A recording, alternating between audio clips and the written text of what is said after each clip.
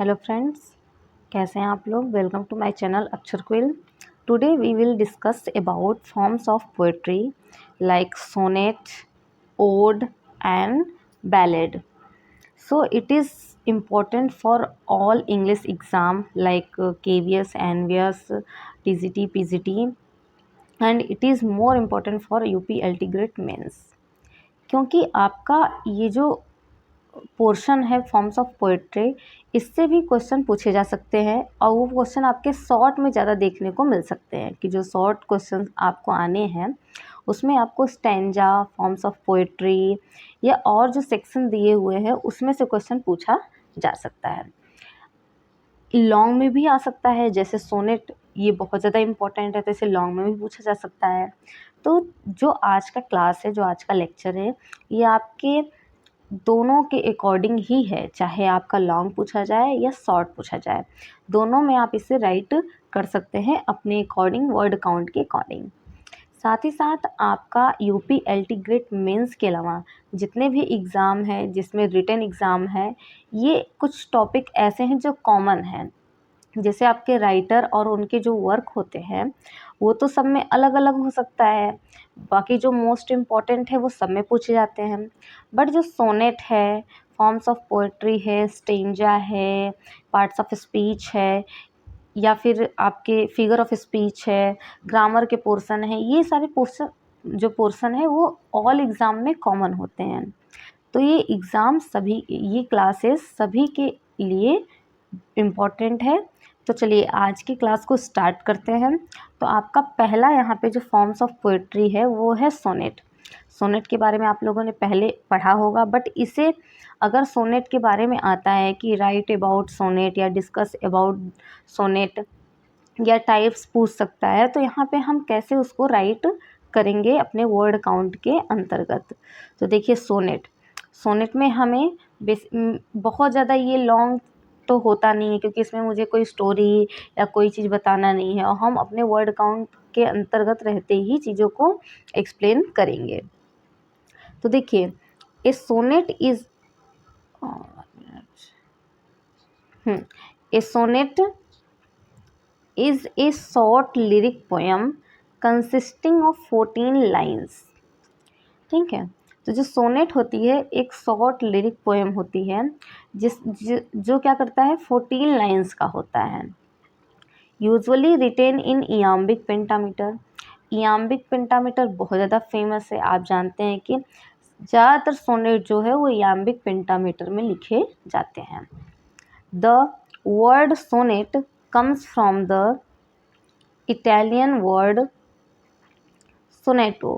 तो जो sonnet word है ये एक इटालियन वर्ड सोनेटो से लिया गया है, जिसका मीनिंग ए लिटिल सॉन्ग, एक छोटा सा सॉन्ग इसका मीनिंग है। तो सोनेट में आपको ऐसे ही राइट करना है कि जो इसके इम्पोर्टेंट क्लू है वही आपको बताना है। Sonnet are known for their strict structure, क्योंकि इसमें क्या होता है एक स्ट्रिक्ट स्ट्रक्चर फॉलो होता है। जैसे इयाम्बिक पेंटामीटर होता है, इसके राइमिंग स्कीम होती है, तो ये हम आगे भी देखते हैं।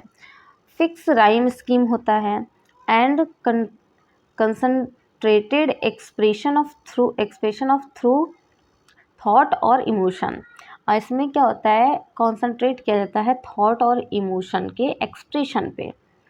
दे often deal with themes such as love, beauty, time, morality and philosophical reflection. ये क्या होता है कि इसमें ज़्यादातर सोनेट क्या होता है लव थीम पे डिपेंड होता है। इसमें ब्यूटी, टाइम और फिलोसफिकल चीज़ों का भी रिफ्लेक्शन हमें देखने को मिल सकता है। जैसे कि फॉर एग्ज़ाम्पल में जो शेक्सपियर की जितने भी आपके सोनेट हैं वो लव थीम पे वो हैं बेस्ड हैं, और भी अलग अलग जैसे आपके स्पेंसरियन सोनेट है स्पेंसर के, तो वो अलग फिलोसफिकल पे है। अगर आपके और किसी ने लिखा है सोनेट तो उनका टाइम पे, ब्यूटी पे है। तो अलग अलग सोनेट अलग अलग चीज़ों पे हो सकते हैं, बट ज़्यादातर सोनेट जो होते हैं मोस्टली सोनेट का जो वो होता है, आपका थीम होता है, वो लव होता है।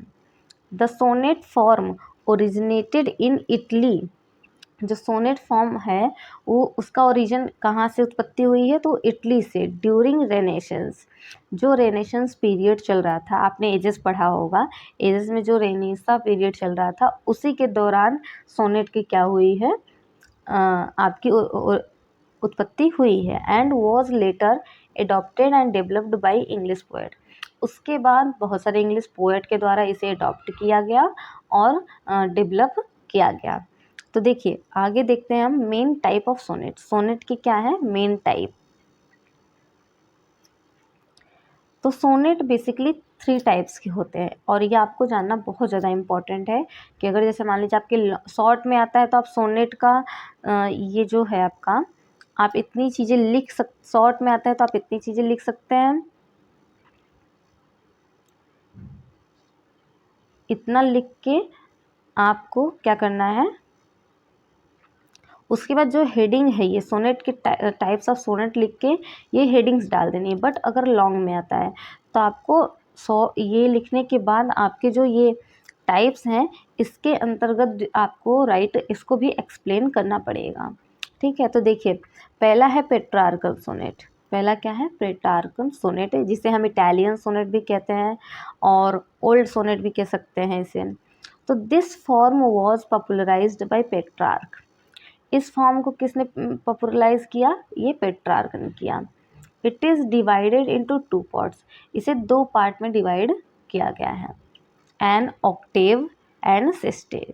मतलब कि जैसे आपकी जो शेक्सपियरियन सोनेट होता है उसमें 4 लाइन के 3 क्वार्टेंस और 2 कॉपलेट होता है। तो इसमें क्या होता है 8 लाइन का एक स्टेंजा होता है और 6 लाइन का एक स्टेंजा होता है। तो दोनों को मिला के कितना हो गया आपका 14 लाइन का। एक 8 लाइन का होता है प्लस 6 लाइन का होता है और ये पूरी 14 लाइन की जो होती है ये स्टेंजा आपके देखने को मिलती है। तो देखिए और जो 8 लाइन का होता है उसे हम ऑक्टेव कहते हैं और जो 6 लाइन का होता है उसे हम सिस्टेट कहते हैं। The Octave usually present problem and और सिचुएशन। जो ऑक्टेव जो स्टार्टिंग की 8 लाइन होते हैं उसमें क्या होता है प्रॉब्लम या सिचुएशन बताई जाती है, दुख एक्सप्रेस किए जाते हैं, सैडनेस होती है थोड़ी सी। While the state offer a resolution and reflection.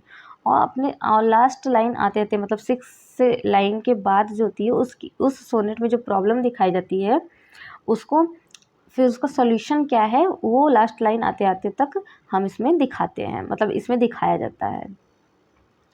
तो the typical rhyming scheme of octave is A B B A B B ए।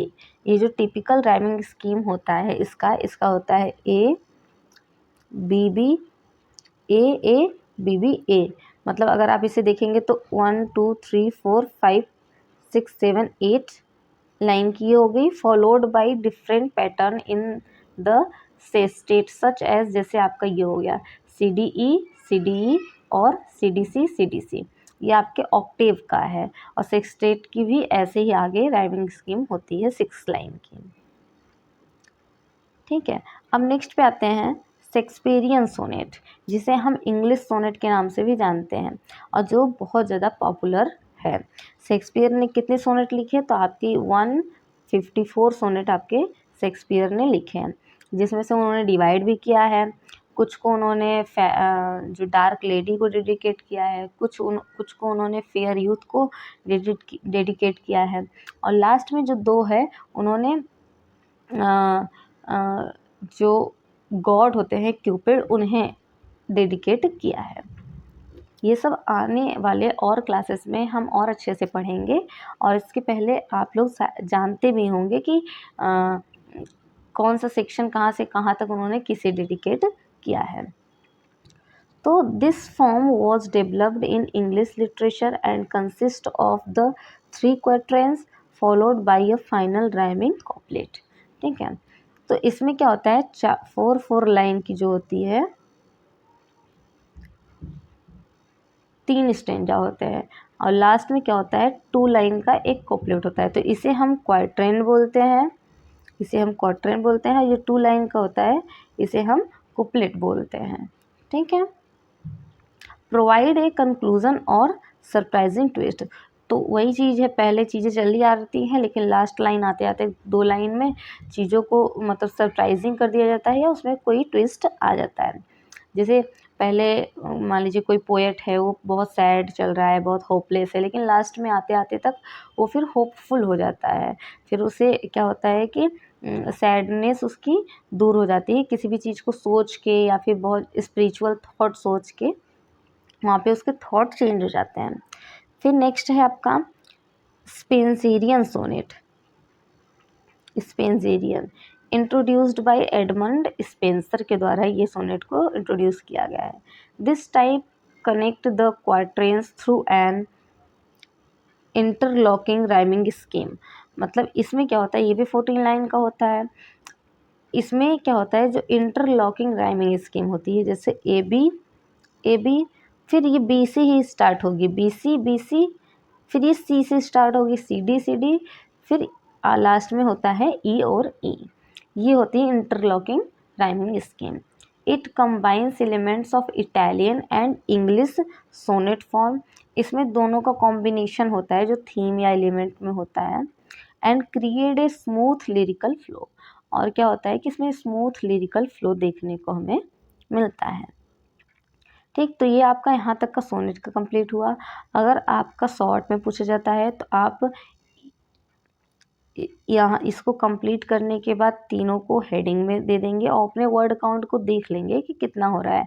अगर LT ग्रेड में पूछा जाता है और अदर एग्ज़ाम में तो शॉर्ट के और कम ही वर्ड काउंट हैं, और अगर लॉन्ग में पूछा जाता है आप तीनों के यहाँ पे एक्सप्लेन कर सकते हैं और आप इसमें एग्जाम्पल भी अपने अकॉर्डिंग लिख सकते हैं।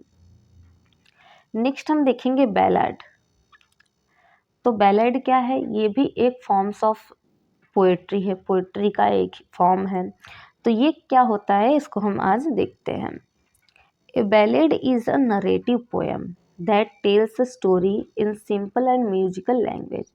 जो बैलेड होता है ये एक नैरेटिव फॉर्म में होता है। जैसे नैरेटिव फॉर्म मतलब जैसे स्टोरी होती है, जैसे हम कहानियाँ लिखते हैं, स्टेंजा के फॉर्म में नहीं होता, ये कहानियों के फॉर्म में होता है, जिसमें क्या होता है म्यूजिकल लैंग्वेज में कोई भी चीज़ स्टोरी टेल की जाती है। Originally ballad were folk song sung by ordinary people and pass down और orally from generation to generation. Ballad क्या है, एक फोक सॉन्ग है। जैसे हमारे अलग अलग शहरों में एक लोकल गीत होता है, लोकल सॉन्ग होते हैं, वैसे ही लोकल सॉन्ग है जो ओरली गाए जाते थे और वन जनरेशन से दूसरे जनरेशन में पास आउट होते थे। जैसे अगर हमने कोई चीज़ अपने ग्रैंडफादर से सुनी, फिर फादर तक आई, फादर से फिर हमारे तक आई, इस तरीके से वो क्या होती है, जनरेशन बाई जनरेशन वो सॉन्ग चलती रहती है। Because of this oral tradition, ballad usually have repetition, dialogue, and strong rhythm that make them easy to remember and perform. तो ये क्या है, जो ट्रेडिशन है ओरली गाई जाती है, तो इसमें क्या होता है, चीज़ों का रिपीटेशन देखने को मिलता है, डायलॉग्स रहते हैं और स्ट्रॉन्ग क्या होता है, रिदम होता है, ताकि लोगों को ये याद हो सके। क्योंकि उस टाइम क्या होता था, ये सब ओरली चलती थी और लोग उस गीत को याद करते थे, तभी तो वो दूसरी जनरेशन को आगे बता पाएंगे। फिर देखिए इसके बैलेड के कुछ कैरेक्टरिस्टिक्स हैं, मतलब इसमें और भी क्या विशेषताएं देखने को मिलती हैं। तो tells a clear dramatic story, clear होता है, एक ड्रामेटिक स्टोरी बताई जाती है। यूजेस सिंपल और डायरेक्ट लैंग्वेज, इसमें बहुत ज़्यादा कॉम्प्लेक्सिटी नहीं होती है। Often includes dialogue between character के बीच डायलॉग इंक्लूड होते हैं। Usually written in quatrains, 4 line की स्टेंजा में लिखी जाती है। कॉमन राइम स्कीम, इसमें कॉमन राइम स्कीम ABCB या AB देखने को मिल सकता है। Contains repetition and refrain to create musical effect, इसमें रिपीटिशन होता है और ये क्या करता है, म्यूजिकल इफेक्ट क्रिएट करता है। तो इस तरीके से हम बैलेड को देख सकते हैं यहाँ पे। फिर देखिए टाइप्स ऑफ बैलेड दिया है यहाँ कि बैलेड के कितने टाइप होते हैं। तो दो प्रकार के जो होते हैं बैलेड होते हैं, एक होता है फोक बैलेड, एक है आपका लिटरेरी बैलेड। तो फोक बैलेड क्या है? Traditional ballad with unknown author, they developed among common people and were transmitted orally for many years. ये ऐसे बैलेड है जो किसने लिखा, कब लिखा, इसकी कोई मतलब एक जानकारी नॉलेज नहीं है। बस ये क्या है, कॉमन लोगों के द्वारा डेवलप की गई और आगे जनरेशन बाय जनरेशन ये ओरली बहुत सालों से चलती चली आ रही है, उसे हम फोक बैलेड कहेंगे। लिटरेरी बैलेड क्या है? Ballads written by known poet, ऐसे बैलेड जो अब बाद में लिखे जाने लग गए पोएट्स के द्वारा, who imitate the style of traditional ballad, जिन्होंने ट्रेडिशनल बैलेड से स्टाइल को क्या किया, लिया, but with greater artistic control and literary quality. उसमें उन्होंने अपना आर्टिस्टिक कंट्रोल और लिटरेरी क्वालिटी को उसमें इंक्लूड किया।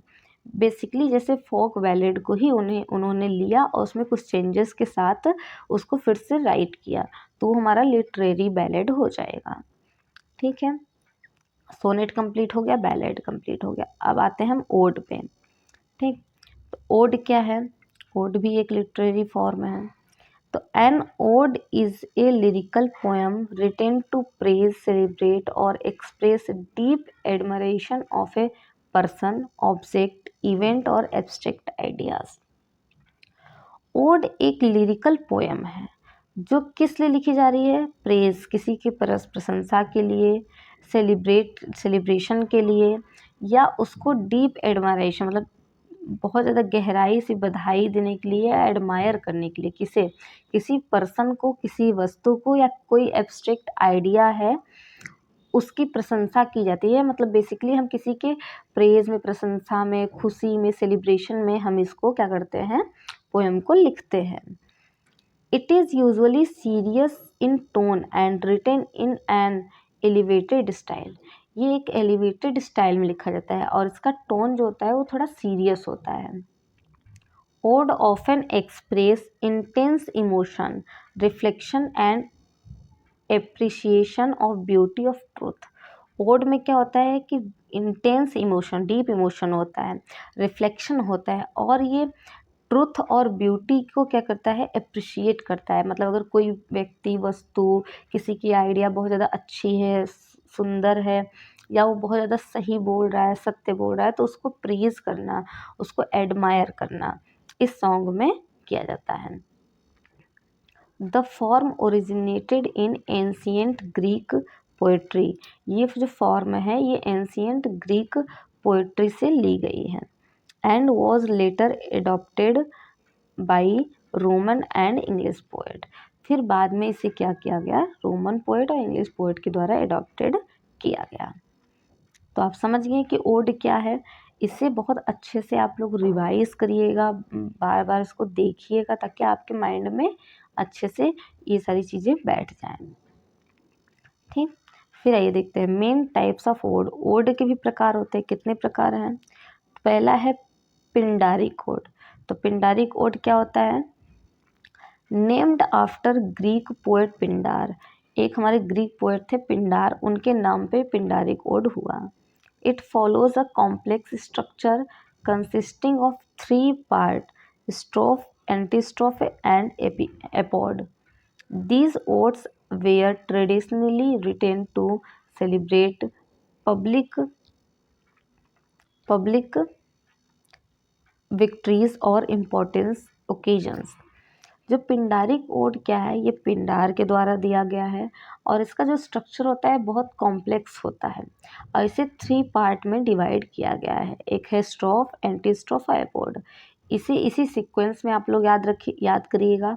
आपके एलटी ग्रेड के इंग्लिश में ये पूछा गया है प्री में, तीनों आप लोग को याद होगा। तो ये तीनों आपके ऑप्शन में दिए गए थे, ओड के ये तीनों फॉर्म पूछे गए थे। और ये ओड किस लिए होता है? तो ये ओड एक ट्रेडिशनली ओड है जो बहुत पहले से लिखा आ रहा है, किसी पब्लिक या किसी जीत को सेलिब्रेट करने के लिए या किसी इम्पोर्टेंट ओकेज़न पे उसके लिए ये ओड लिखा जाता था। सेकंड है होरेशियन ओड। तो Horatian ode named after Roman poet Horace, हमारे रोमन पोएट थे होरेस, उन्हीं के नाम पे और होरेशियन ओड पड़ा। This type of ode is calmer and more reflective. It usually has regular stanzas, focuses on personal feeling and philosophical thought. क्या होता है, मोर रिफ्लेक्टिव होता है, इसमें रेगुलर स्टेंजा यूज़ होते हैं, ये बहुत ज़्यादा कॉम्प्लेक्स नहीं होता, ये किसी के पर्सनल फीलिंग पे या इस फिलोसफिकल थॉट पे लिखे जाते हैं। फिर नेक्स्ट है हमारा रेगुलर ओड। नेक्स्ट क्या है हमारा regular ode. This form does not follow a strict pattern और स्टेंजा और राइमिंग स्कीम। इसमें क्या होता है, कोई स्ट्रिक्ट पैटर्न या स्टेंजा या राइमिंग स्कीम नहीं होती। Romantic poet use this style to express their ideas freely while still maintaining the serious and lyrical tone of an ode। जो अब के जो बाद के आपके पोएट रहे हैं, उन्होंने इस ओड को ज़्यादातर यूज किया है अपने फीलिंग और अपने आइडियाज़ को एक्सप्रेस करने के लिए, बट एक सीरियस और एक लिरिकल टोन के साथ, जो एक ओड की सीरियस टोन होती है उसके साथ इन्होंने एक्सप्रेस किया है। ठीक है गाइस, तो देखिए आपके यहाँ पे तीनों फॉर्म्स कंप्लीट हो गए हैं, बहुत ज़्यादा इम्पोर्टेंट है, इसे आप लोग कंप्लीट कर लीजिएगा। अगर एक बार में नहीं आपको समझ में आती है चीज़ें तो आप दोबारा वीडियो को देख लीजिएगा। मैंने अपने तरफ से आपको बहुत अच्छे से समझाने की कोशिश की है और ये सभी एग्ज़ाम पॉइंट ऑफ व्यू से बहुत ज़्यादा इम्पोर्टेंट है। आप अगर रिटेन दे रहे हैं और या कोई प्री दे रहे हैं, ऑब्जेक्टिव दे रहे हैं, तो भी इसमें कुछ पॉइंट्स ऐसे हैं जैसे आपके फॉर्म्स टाइप्स, वो आपके एग्ज़ाम में पूछे जाते हैं। तो इसके आप लोग नोट्स बना लीजिएगा, की पॉइंट के नोट्स बना लीजिएगा अलग से और अच्छे से प्रिपेयर कर लीजिएगा। अगर आपको वीडियो पसंद आती है तो ज़्यादा से ज़्यादा शेयर करें और कंटिन्यूसली चैनल से जुड़े रहें और तैयारी को अपने एक फ्लो देते रहें। ठीक है, तो मिलते हैं नेक्स्ट वीडियो में। Thank you.